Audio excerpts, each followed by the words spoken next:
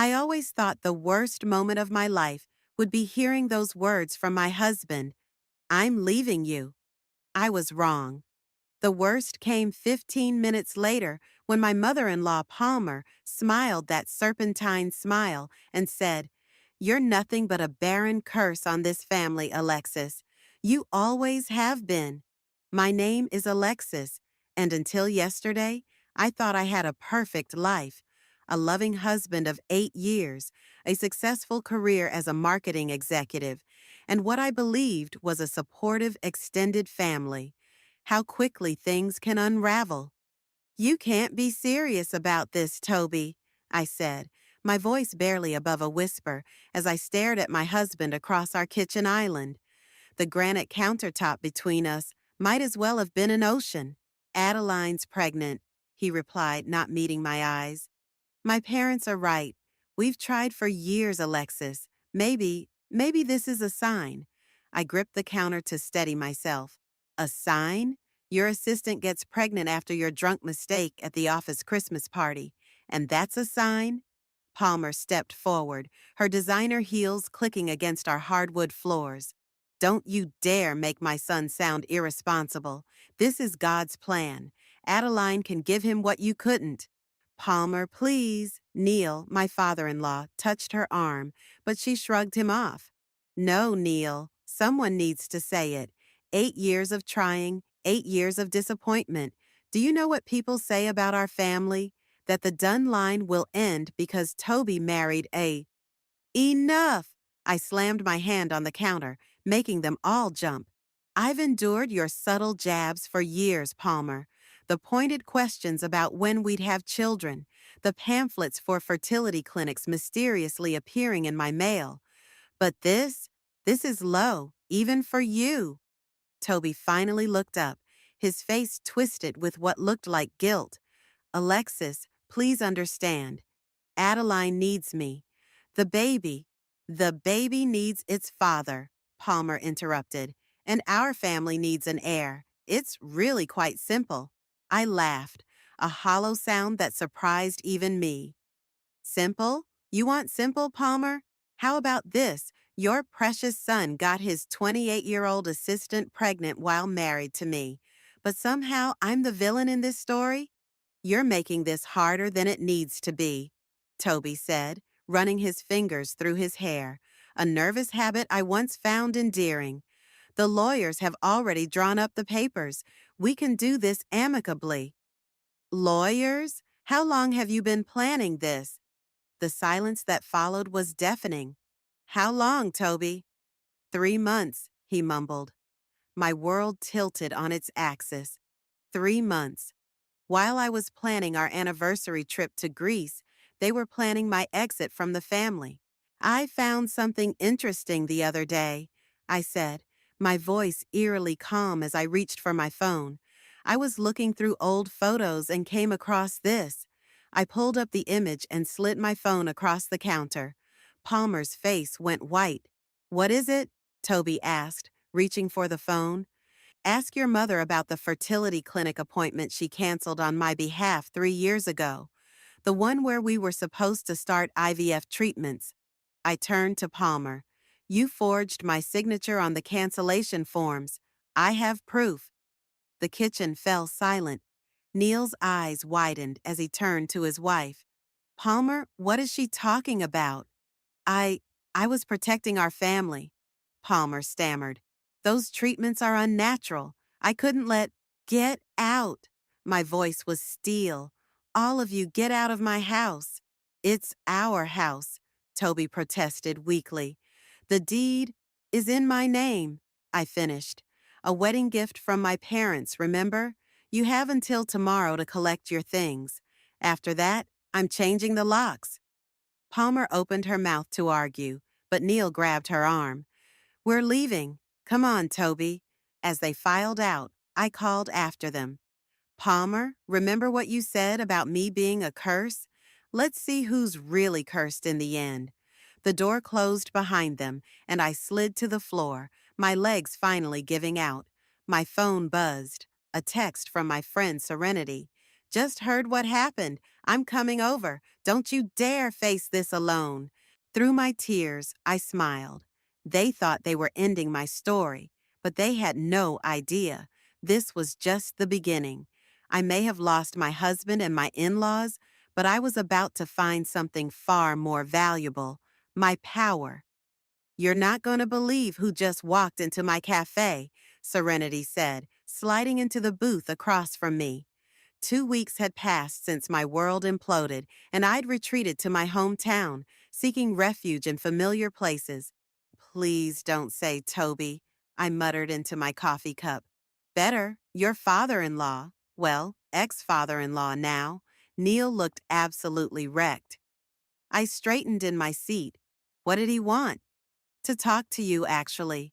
Serenity reached across the table and squeezed my hand. He left his card, said he needs to tell you something important. I'm not interested in anything the Dunns have to say. I pulled my hand away, but Serenity slid the business card across the table anyway. He mentioned Palmer's been admitted to the hospital. Severe anxiety attacks, apparently. Karma works fast these days, I said, but the words felt hollow. Despite everything, I couldn't find joy in anyone's suffering, even Palmer's. That's not all, Serenity continued, her eyes sparkling with that look she got when she had an idea. Remember that wellness retreat we talked about starting back in college? The one for women going through major life changes? I nodded. It had been our dream during late-night study sessions, creating a safe haven for women to heal and rebuild their lives. The old Morrison estate is up for sale, 20 acres, that beautiful Victorian mansion, perfect location just outside town. And get this, they're practically giving it away because it needs renovation. Serenity? Listen to me, Alexis. You've got the settlement money from selling your house. I've got savings, and between your marketing experience and my hospitality background, we could make this work. Before I could respond, the cafe door chimed. Neil walked in, looking indeed as wrecked as Serenity had described.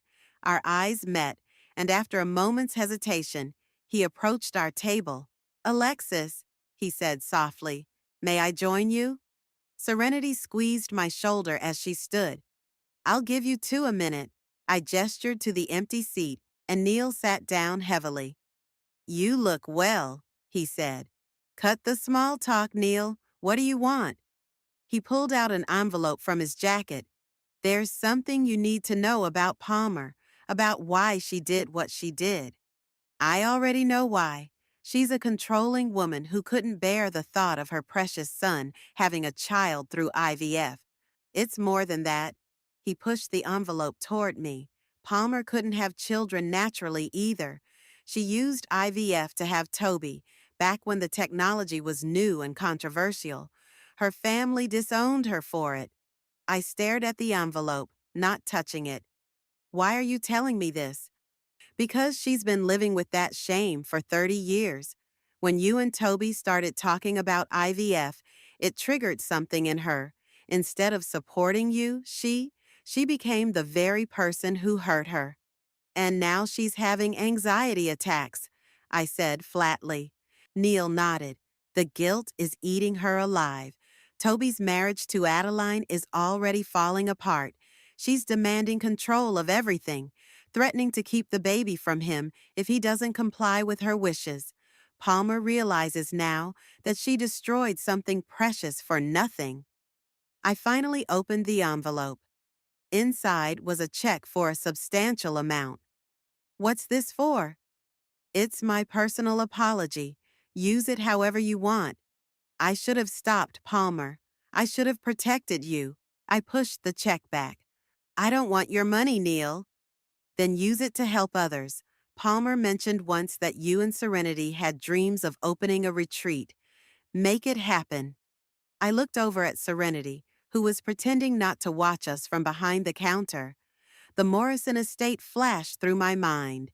Its sprawling grounds, the potential it held. Why are you really doing this, Neil? He stood up slowly, looking every bit his age. Because someone needs to break the cycle of hurt in this family. It might as well be me. After he left, Serenity returned with fresh coffee and property listings. So? She asked, trying to contain her excitement. I picked up Neil's check and smiled. Call the real estate agent. Let's go look at that mansion. Really? Serenity squealed, drawing looks from other customers. Really, but I have one condition. We make sure there's space for a fertility support group, free of charge. Serenity's eyes welled up. Now that's the kind of revenge I can get behind. Looking at the property listings, I felt something I hadn't experienced since that day in my kitchen. Hope. Maybe Neil was right. Maybe breaking the cycle of hurt started with turning pain into purpose. And if Palmer and the others saw what their cruelty had helped create, well, that would just be a bonus. The electrical system is a complete disaster, Ian said, flipping through his inspection report. Our lawyer friend had volunteered to help us navigate the renovation contracts, but each new assessment brought more challenges. And don't get me started on the plumbing. I walked through the dusty grand hall of the Morrison estate, sunlight streaming through grimy windows. But it's fixable, right? With enough money and time, anything's fixable. He glanced at his watch. Speaking of money, your contractor's late. He's not late, Serenity called from the staircase. He's not coming. Just got a text. Apparently, someone told him about our women's retreat concept, and he doesn't want his name associated with, quote, angry man-hating feminists. I laughed bitterly. Let me guess. Small town, everyone knows everyone, and someone's been talking, Serenity added, descending the stairs. 3 guesses who, and the first 2 don't count. Adeline, I muttered. My ex-husband's new wife had been surprisingly vocal about my project, spreading rumors faster than a wildfire. Ian closed his folder with a snap. I know another contractor, former client, excellent work ethic. She'll be perfect for this project. She? Serenity's eyes lit up. Margaret's the best in the business. Let me make a call. As Ian stepped outside, my phone buzzed. A text from Toby. Can we talk? Important. Ignore it, Serenity advised, reading over my shoulder. Nothing good comes from talking to exes. But curiosity got the better of me. I stepped onto the wraparound porch and called him. Alexis? Toby's voice sounded strained. Thanks for calling back. Make it quick. I'm in the middle of something. I heard about the retreat. She's been saying things around town. I noticed. I'll talk to her, make her stop. It's just, she's not handling the pregnancy well. The doctor ordered bed rest, and she's taking it out on everyone. I leaned against the porch railing. Not my problem anymore, Toby. I know. It's just... He paused. I miss you, Lex. I made a horrible mistake. The nickname hit me like a punch to the gut. Don't. You don't get to do this. The baby's not mine. The words hung in the air like smoke. What? DNA test came back yesterday. She lied about the timing. It's her ex's baby. My parents are devastated. Mom's back in the hospital. I closed my eyes, letting the information sink in. Again, not my problem. Lex, please. No, I cut him off. You didn't just leave me, Toby. You and your family destroyed me. Or at least, you tried to. But look what happened. I'm building something beautiful from those ashes, and you're living with the consequences of your choices. The door opened behind me, and Serenity poked her head out. Margaret's here. I have to go, I told Toby. Don't call me again. Inside, a tall woman in work boots and a flannel shirt was already examining the crown molding. Good bones, she said by way of greeting. Terrible execution on past renovations, but we can fix that. I'm Margaret. Alexis, I shook her hand. This is Serenity, my business partner. Ian filled me in on the project. Women's wellness retreat, right? My sister went through a nasty divorce last year. Could have used a place like this. That's exactly why we're doing it, Serenity said. Every woman deserves a safe place to rebuild. Margaret nodded, pulling out a tablet. Let's talk numbers and timeline. And don't worry about the rumors. Small minds talk small things. We'll show them what women supporting women really looks like. As Margaret walked us through her renovation plan, I felt a weight lift from my shoulders. Toby's revelation about Adeline should have felt like vindication, but instead, it just confirmed what I already knew. I was better off without them. One more thing, Margaret said, pulling up a final document. I have a proposition. Instead of just fixing this place up, what if we made it a showcase of female artisans? I know painters, sculptors, woodworkers, all women who'd love to contribute their work. Serenity grabbed my arm. Alexis, imagine it. Not just a retreat, but a celebration of female creativity and resilience. Looking around the grand hall, I could see it all coming together, the healing spaces, the art, the community we could build. Let Adeline spread her rumors. Let Palmer wallow in her guilt. Let Toby live with his mistakes. When can you start? I asked Margaret. She smiled, extending her hand. How about tomorrow? As we shook on it, I couldn't help but think how different this handshake felt from my wedding day. This wasn't an ending disguised as a beginning. This was a true fresh start, built on strength rather than promises. And this is our meditation garden, I said, leading the local news crew through the newly renovated grounds. 6 months of backbreaking work had transformed the Morrison estate into something magical. Each sculpture was created by a female artist, telling her story of healing and renewal. The reporter, Sarah, nodded appreciatively. It's stunning. And you say you're already booked solid for the next 3 months? 4, actually, Serenity chimed in. We've had women reaching out from across the country. Turns out there's a real need for this kind of space. As if on cue, one of our current guests emerged from the garden path. Alexis, she called out, wiping tears from her eyes. That grief counseling session. I haven't felt this much peace since my husband died. Thank you. Sarah's cameraman captured the moment, and I could see the reporter's professional detachment softening. This is more than just a wellness retreat, isn't it? It's a sanctuary, I replied. Every woman who comes here has a different story, but they all share one thing: the need to rebuild. After the interview, Serenity and I sat on the veranda, watching the sunset paint the sky in brilliant oranges and pinks. Local news today, national coverage tomorrow. She grinned, pouring us both a glass of wine. We did it, Alexis. My phone buzzed. An email notification. Speaking of coverage, guess who just requested a stay at the retreat? No, Serenity gasped, reading over my shoulder. Adeline? She has some nerve. Apparently, the divorce from Toby was finalized last week. She's seeking healing and restoration. I quoted from the email. Please tell me you're not considering it. Before I could respond, Margaret appeared with a stack of papers. Final inspection passed with flying colors, she announced. And you'll never guess who I ran into in town? Palmer, I guessed. Close. Neil. He asked about you, wanted to know if the retreat was everything you'd hoped for. Margaret sat down, helping herself to wine. He also mentioned that Palmer's been asking about our programs.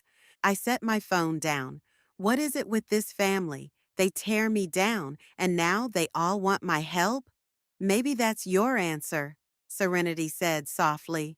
Maybe this is your chance to show them exactly what they lost, what they created. By helping them, by being stronger than they ever imagined.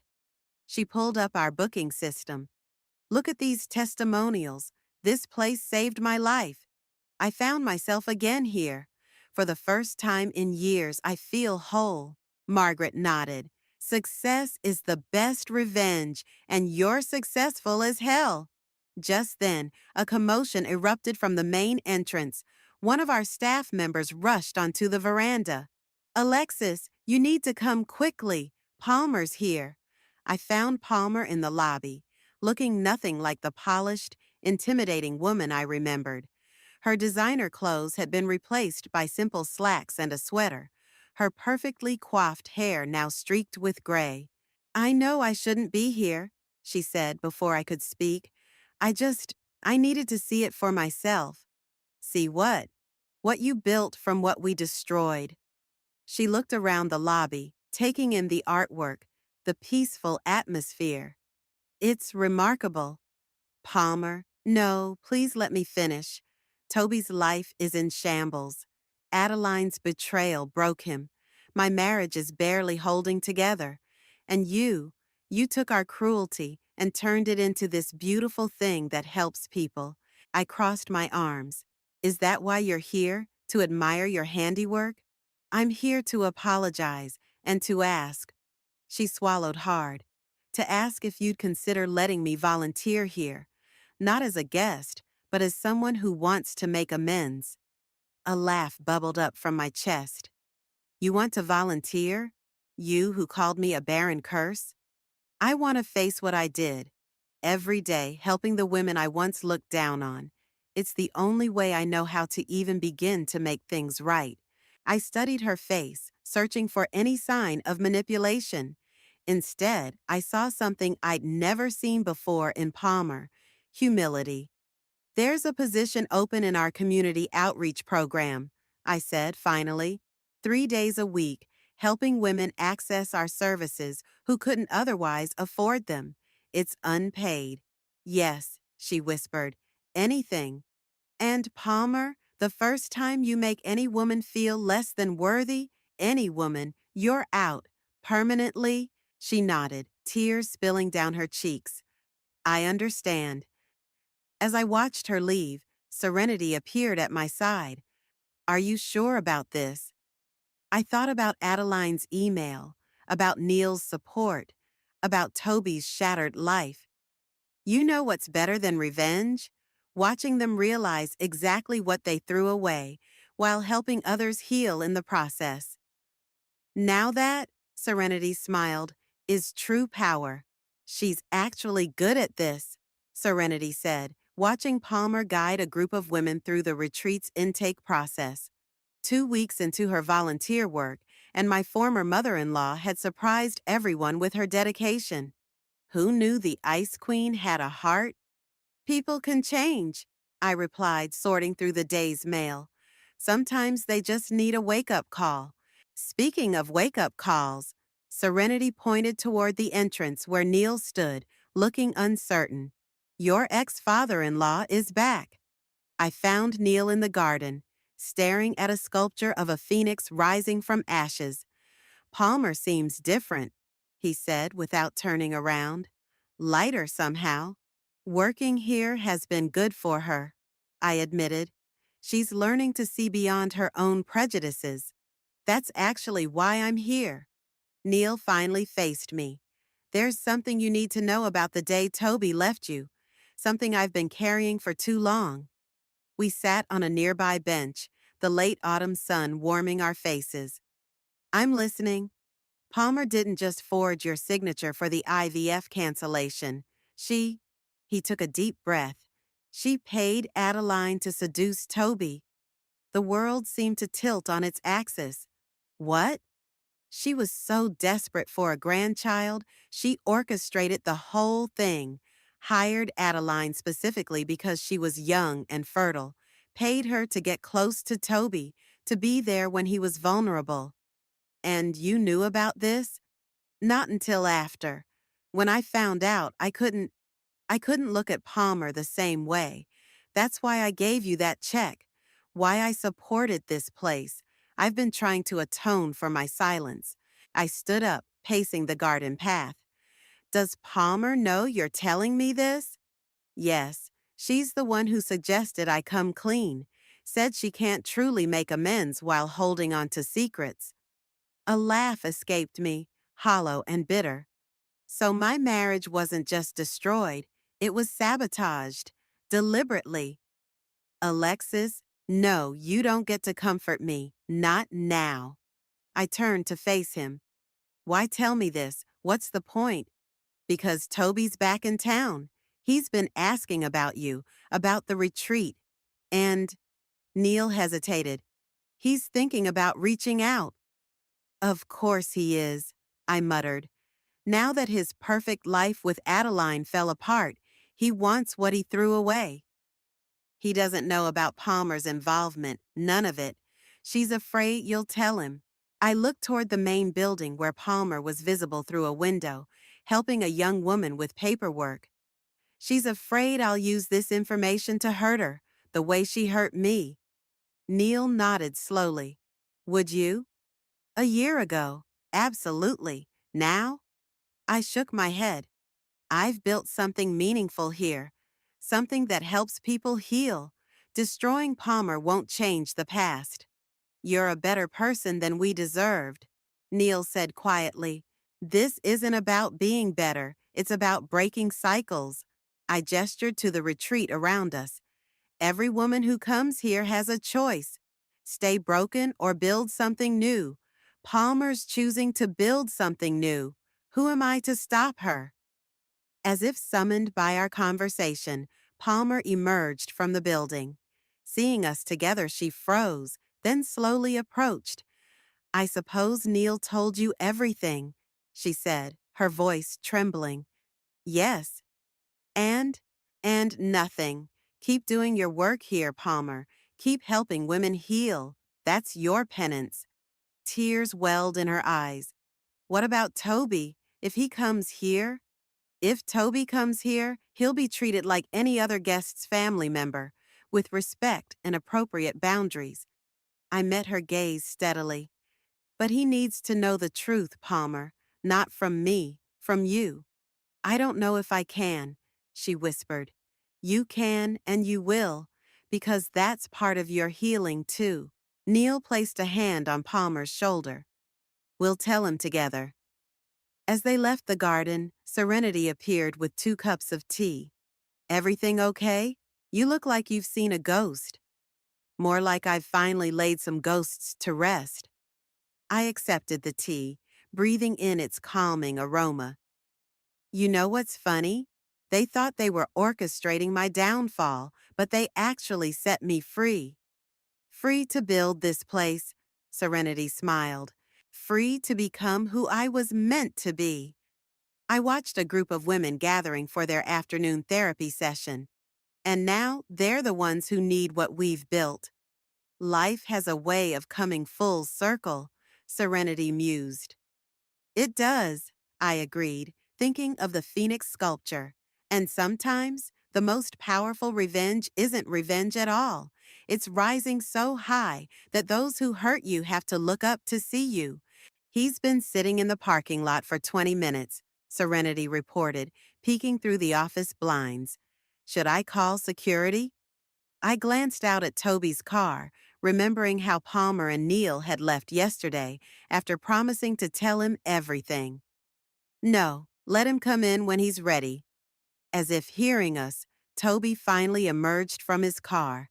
Even from this distance, I could see he looked different, shoulders slumped, hair unkempt. The polished executive I'd married was gone. I'll handle the afternoon session. Serenity squeezed my arm. You deal with this. The front desk called up. Ms. Alexis, Mr. Toby is here. Send him to the garden, I replied. It felt fitting, the same place where I'd learned the truth about his mother's manipulation. I found him by the phoenix sculpture, looking as lost as Neil had yesterday. They told me everything, he said without turning around. About Mom hiring Adeline, about the IVF sabotage, all of it. And I feel like the biggest fool in the world. He finally faced me, eyes red-rimmed. I let them destroy the best thing in my life. You let them destroy our marriage, I corrected.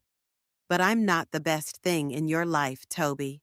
I never was. If I had been, you wouldn't have listened to them. Lex, don't call me that. I moved to stand by the sculpture. Why are you here? I don't know, he admitted. To apologize? To beg forgiveness? To try to understand how you built all this from the wreckage I helped create? A group of women passed by, heading to their afternoon therapy session. Among them was Adeline, who'd started her retreat program yesterday. She saw us and quickly looked away, hurrying past. Is that why you approved her application to stay here? Toby asked. To show her what she helped destroy? I approved her application because she needs healing, just like everyone else who comes here. I sat on a nearby bench. Your mother works here now, did you know that? He nodded. Dad told me. Said she's different, humbler. She is, because she chose to be. She's facing her actions and trying to make amends. I looked at him directly. What are you choosing, Toby? I don't know how to fix this, he whispered.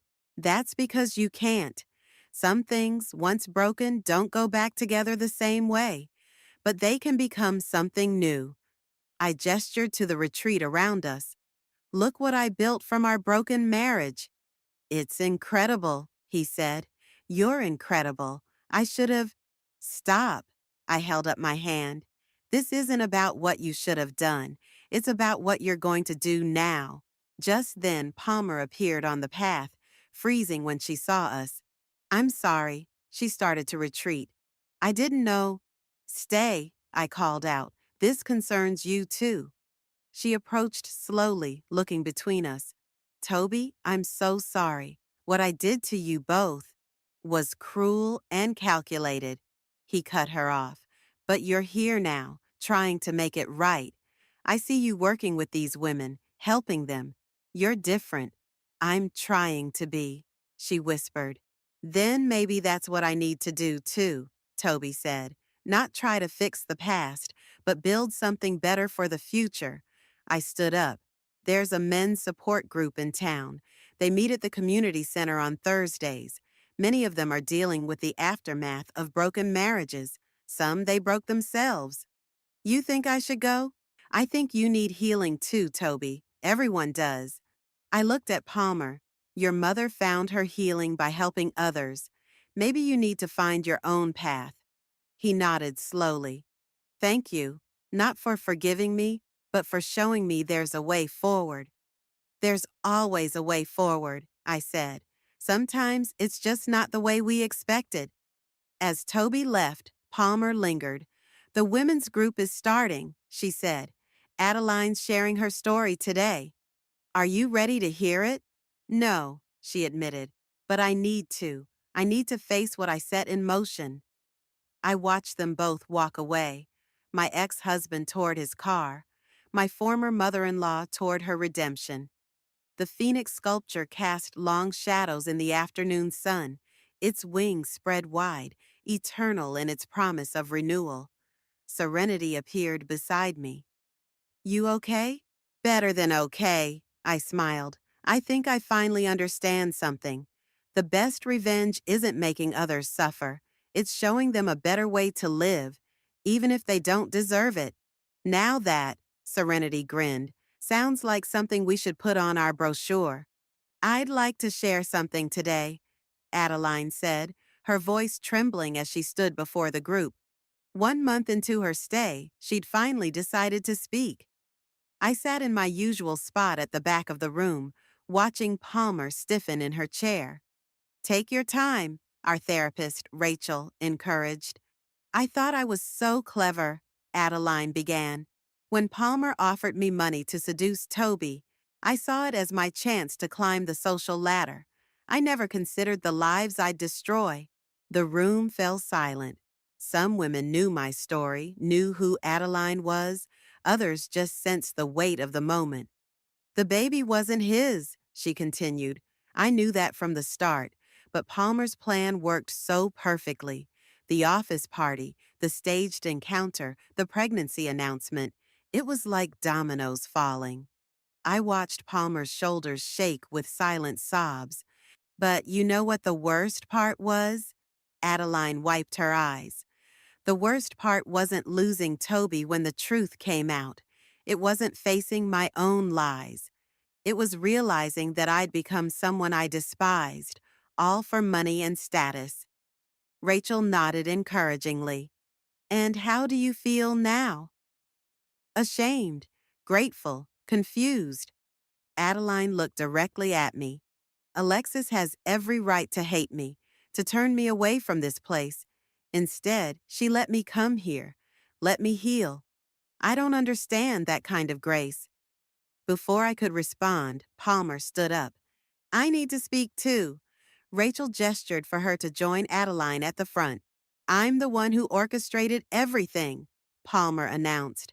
I was so obsessed with having a grandchild, with maintaining our family's social standing, that I became a monster. I paid this young woman to destroy my son's marriage. I canceled medical appointments that weren't mine to cancel. I called my daughter-in-law barren and cursed. She turned to face me. And now I work here, watching women heal from the kind of pain I caused.